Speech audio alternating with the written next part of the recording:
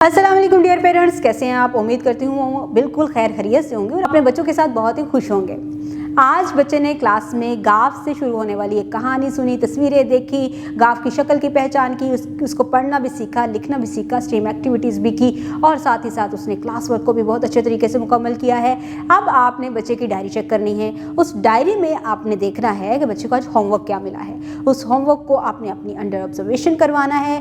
काम साफ सुथरे तरीके से होना चाहिए और बच्चे खुद अगर काम करेंगे तो वो अच्छे तरीके से लर्न भी करेंगे। ठीक है, इसके बाद आपने बच्चों से पूरे दिन की रूटीन उससे पूछनी है कि आज उसने स्कूल में क्या क्या किया है। जो कहानी बच्चे ने सुनी है वो आप बच्चे से सुने कि बच्चे ने कौन सी कहानी सुनी है। उसके बाद बच्चे का जो बेड टाइम होगा वहाँ पर आप भी कोई बच्चे को स्टोरी सुने। इसके साथ ही साथ गाफ से शुरू होने वाले बहुत से नए अल्फाज जो कि आप घर में भी इस्तेमाल करते हैं या घर में बहुत सारी चीज़ें ऐसी हैं जिनके नाम गाफ से शुरू होते हैं, तो आप बच्चों को उनसे मुतारफ़ करवाएं और बताएं कि इसका नाम ये है और इसको हम रोज़ इस्तेमाल करते हैं और हमारे घर में ही मौजूद है। तो आपके हरूफ तहज्जी के साथ भी ये एक लिंक बन जाता है। इस तरह से बच्चा मज़ीद उर्दू बोल चाल को भी सीखेगा और घर में मौजूद अशिया के नाम भी जानेगा और उसको पता चलेगा जो कि हरूफ तहज्जी मैं सीख रहा हूँ इसका मकसद क्या है और इसको मैं अपने बोलचाल में किस तरह से इस्तेमाल कर सकता हूँ। उम्मीद करती हूँ आपने आज की इस वीडियो से बहुत कुछ सीखा होगा।